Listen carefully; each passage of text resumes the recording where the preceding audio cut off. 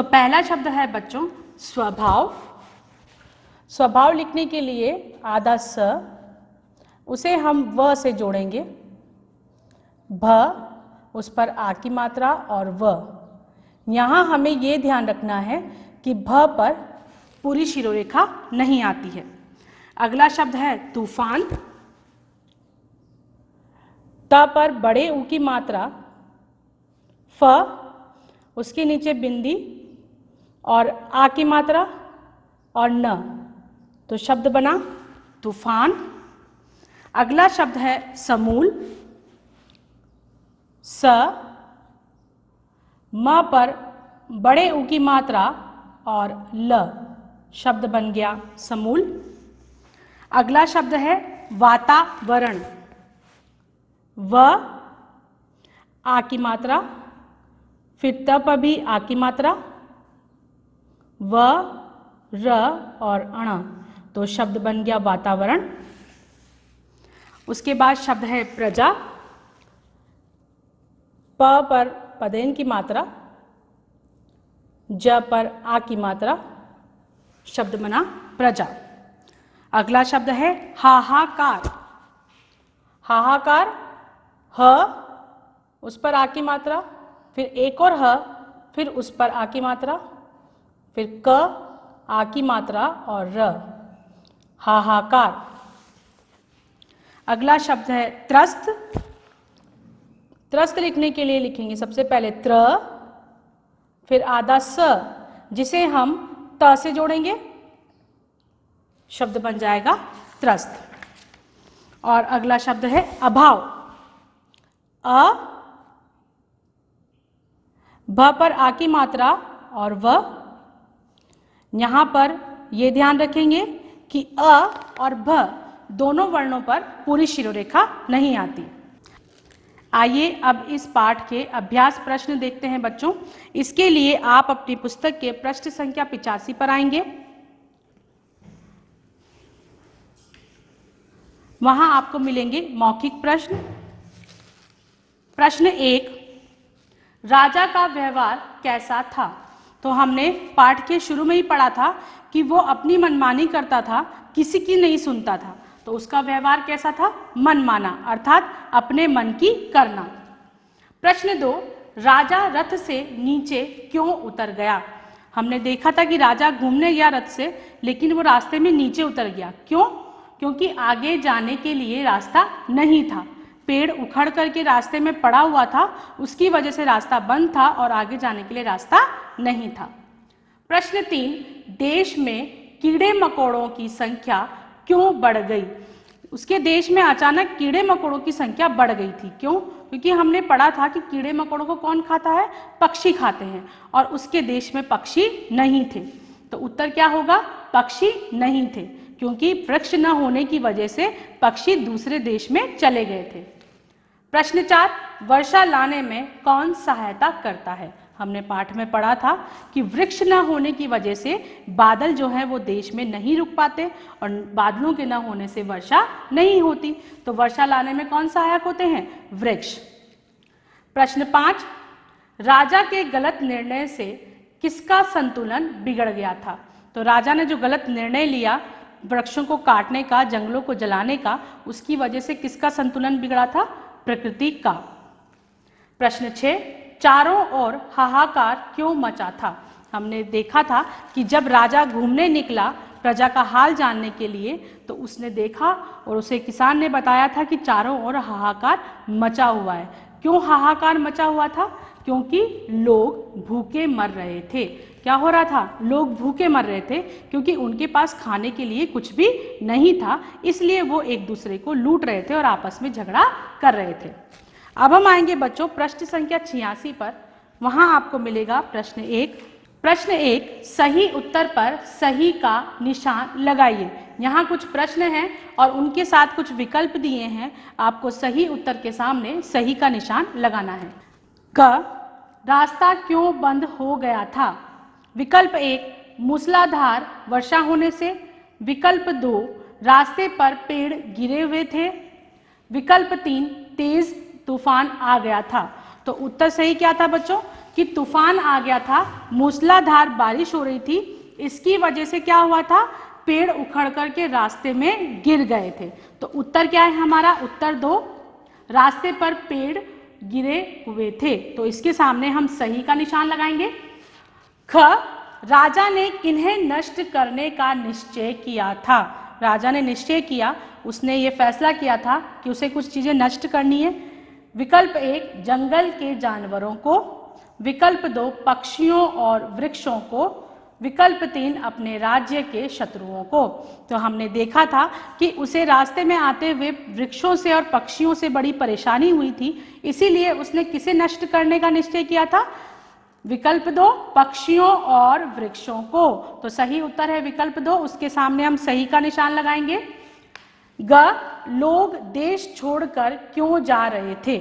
जब वो घूमने निकला, प्रजा का हाल जानने निकला, तो उसने देखा था कि लोग देश छोड़कर जा रहे हैं। तो यहां हम देखते हैं विकल्प 1, जंगल के नष्ट होने के कारण।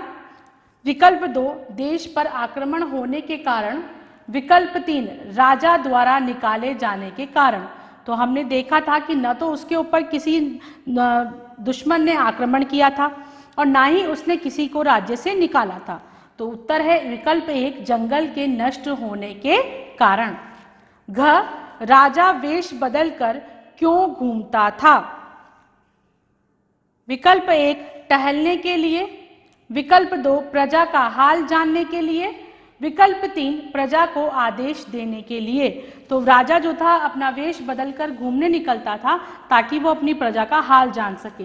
तो विकल्प 2, प्रजा का हाल जानने के लिए, ये सही उत्तर है। तो इसके आगे हम सही का निशान लगाएंगे। अब हम आएंगे बच्चों प्रश्न 2 पर, जो पृष्ठ संख्या 86 पर ही है। प्रश्न 2, किसने किससे कहा। यहाँ पर कुछ वाक्य दिए हैं और आपको बताने हैं कि ये वाक्य किसने कहे हैं और किससे कहे हैं। इसके लिए आपको पृष्ठ संख्या 87 पर जगह दी हुई है उत्तर लिखने के लिए, एक तरफ किसने कहा और दूसरी तरफ किससे कहा। तो हम देखते हैं वाक्य क, आंधी तूफान से वृक्ष उखड़कर सड़क के बीच गिर पड़ते हैं। तो आंधी तूफान से वृक्ष उखड़कर सड़क के बीच गिर पड़ते हैं, ऐसी बात किसने कही थी, राजा ने कही थी, क्योंकि उसने देखा था कि तूफान की वजह से पेड़ रास्ते में गिरा हुआ था। तो उसने किसने कहा, ये राजा ने। किससे कहा था, मंत्रियों से, क्योंकि वो दरबार में बैठा हुआ था अपने आने के बाद, तो वो मंत्रियों से बात कर रहा था। ख, इस वर्ष धान की फसल कैसी हुई। जब राजा घूमने निकला था प्रजा का हाल जानने के लिए, तो उसे सबसे पहले कौन मिला था, किसान मिला था। तो उसने क्या कहा था कि इस वर्ष धान की फसल कैसी हुई, किसने कहा था, राजा ने। और किससे बात की थी उसने, तो किससे कहा उसने, किसान से। ग, यह नुकसान नहीं तो और क्या है। क्योंकि वेश बदलकर राजा घूम रहा था, सबसे पहले किसान से मिला, तो किससे बातें कर रहा था, किसान से। तो ये वाक्य किसने कहा, किसान ने। और किससे कहा था, राजा से, क्योंकि राजा ने उससे प्रश्न पूछा था। घ, हम लोग इस देश को छोड़कर जा रहे हैं।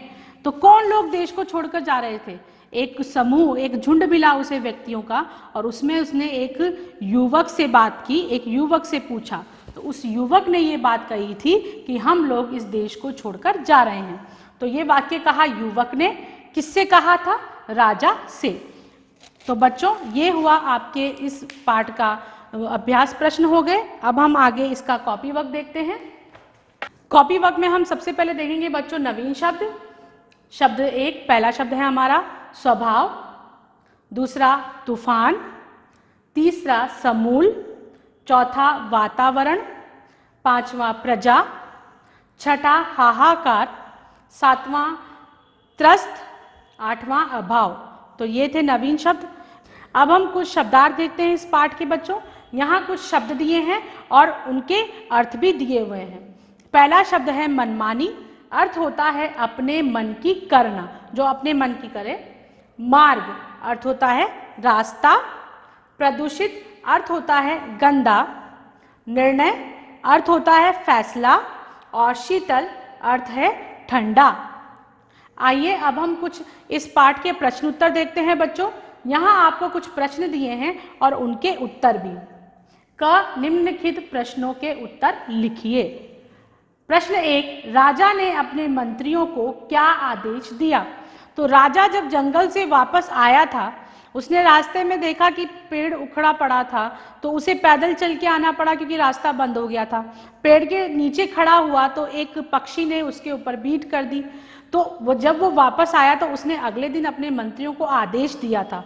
तो अब देखते हैं क्या आदेश दिया। उत्तर, राजा ने अपने मंत्रियों को वृक्षों को काटने, जंगलों को जला देने और पक्षियों को मार देने का आदेश दिया। किसका आदेश दिया?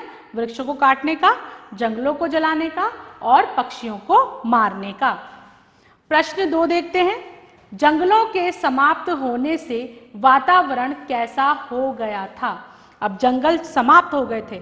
जंगल के समाप्त होने का अर्थ क्या है? कि जंगलों में अब वृक्ष नहीं है। अब अगर वृक्ष नहीं होंगे तो हमारा वातावरण कैसा हो जाएगा? गंदा हो जाएगा। तो उत्तर देखते हैं। जंगलों के समाप्त होने से वातावरण प्रदूषित हो गया था। कैसा हो गया था? प्रदूषित। प्रदूषित का अर्थ होता है गंदा, क्योंकि वृक्ष नहीं थे तो वृक्ष न होने की वजह से आसपास का वातावरण गंदा हो गया, क्योंकि वृक्ष हमारे वातावरण को स्वच्छ रखते हैं। प्रश्न 3, किसान क्यों उदास था? जब राजा प्रजा का हाल जानने के लिए वेश बदलकर घूमने निकला तो सबसे पहले वो किसान से मिला था, और जब वो उससे मिला तो किसान क्या था? उदास था। तो वो क्यों उदास हुआ था? उत्तर, किसान इसलिए उदास था क्योंकि वर्षा न होने से फसलें नष्ट हो गई थी। क्या क्यों उदास था वो? वर्षा नहीं हो रही थी और वर्षा नहीं होने की वजह से उसकी सारी फसलें नष्ट हो गई थी। प्रश्न 4 देखते हैं बच्चों। राजा ने कौन सा सत्य जान लिया था? जब वो अपनी प्रजा का हाल जानने के बाद वापस महल आया तो उसने अपने मंत्रियों को बताया था कि अब उसने एक सत्य जान लिया है। कैसा सत्य जान लिया था? उत्तर देखते हैं। राजा ने यह सत्य जान लिया था कि वृक्षों से जंगल, वृक्षों से क्या होते हैं? जंगल, जंगलों से मेघ, मेघ अर्थात बादल, मेघ से पानी, मेघ से क्या मिलता है? हमें पानी मिलता है, पानी से जीवन और जीवन से हंसी खुशी मिलती है। तो ये सत्य उसने जान लिया कि वृक्ष होंगे तो जंगल होंगे, जंगल होंगे तो बादल होंगे, और बादल होंगे तो हमें पानी मिलेगा, पानी मिलेगा तो हम जीवित रहेंगे, जीवन मिलेगा, और जब हम जीवित रहेंगे, हमारा जीवन होगा, तभी हम हंसी खुशी रह सकते हैं। तो ये प्रश्न उत्तर थे बच्चों। प्रश्न ख देखते हैं। निम्नलिखित शब्दों से वाक्य बनाइए। यहाँ पर आपको कुछ शब्द दे रखे हैं और उनसे बने हुए वाक्य दे रखे हैं। पहला शब्द देखते हैं, पक्षी। पक्षी घोंसले में रहते हैं। क्योंकि हम पक्षी शब्द से वाक्य बना रहे हैं तो यहाँ पर हम पक्षी को रेखांकित करेंगे। शब्द 2, प्रजा। राजा अपनी प्रजा का ध्यान रखता है। यहाँ प्रजा को रेखांकित करेंगे। राजा क्या करता है? अपनी प्रजा का ध्यान रखता है। शब्द 3, प्रदूषित अर्थात गंदा।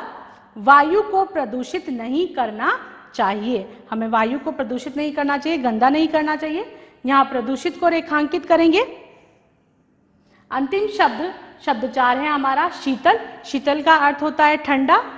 नदियों का जल शीतल होता है, तो यहाँ शीतल को रेखांकित करेंगे। तो ये थे कुछ शब्द और उनसे बने वाक्य।